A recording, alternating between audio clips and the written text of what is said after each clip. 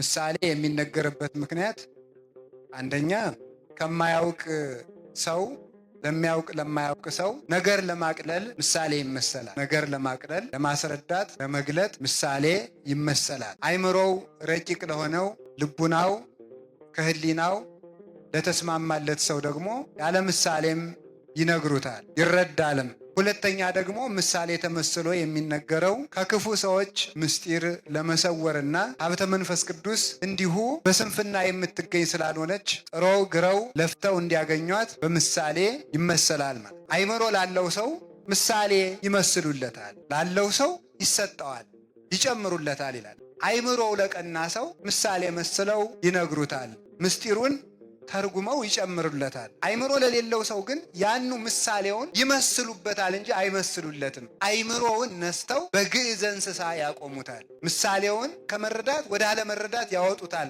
ምስጢር ይሰውሩበታል። ስለዚህ ምሳሌ በመጽሐፍ ተመስሎ የተጻፈበት ምክንያት አንደኛ ምስጢር ለመግለጥ ነው፣ ሁለተኛ ምስጢር ለመሰወር ነው። ምስጢር ለመግለጥ አይምሯቸው ለቀና ለበቁ ለቅዱሳን፣ ምስጢር ለመሰወን ጽነት ላለባቸው ለመናፍቃን፣ ለስጋውያን፣ ለአጋንንት ምስጢር ይሰወርባቸዋል፣ በምሳሌ ይነግሩባቸዋል። እነሱ ሰሙን ይዘው ይኖራሉ፣ ቅዱሳን ደግሞ ወርቁን ያገኛሉ። ስለዚህ ጌታችን መድኃኒታችን ኢየሱስ ክርስቶስ በምሳሌ ያስተምር የነበረው ስለዚህ ነው። መጽሐፍ ቅዱስን ስንማርና ስንመለከት ማስተዋል ያለብንም ለዚህ ነው።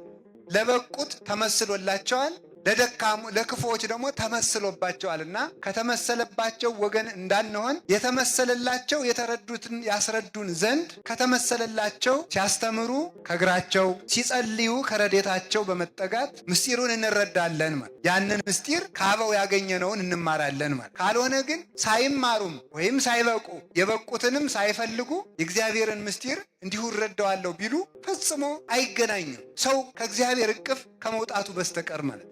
አንድ ሰው መጽሐፍ ቅዱስን ብድግ አድርጎ ዝም ብሎ ተሸክሞት ሲመለከተው ቢል ምስጢር አይረዳው። ስለዚህ አበው ያስተማሩትን እንማራለን እና ጌታችን ያስተምር የነበረ ለሕዝቡ ምሳሌ ለመግለጥ፣ ፈሪሳውያን ደግሞ ምስጢር ለመሰወር ለደቀ መዛሙርቱ ቤት ውስጥ ይተረጉምላቸዋል። ሕዝቡ ደግሞ ለሰም የሚሆናቸውን ተምረው ይሄዳሉ፣ በረድኤት ይጠቀሙበታል። በየዋህነት ያስተማረን እግዚአብሔር ስሙ የተመሰገነ ይሁን።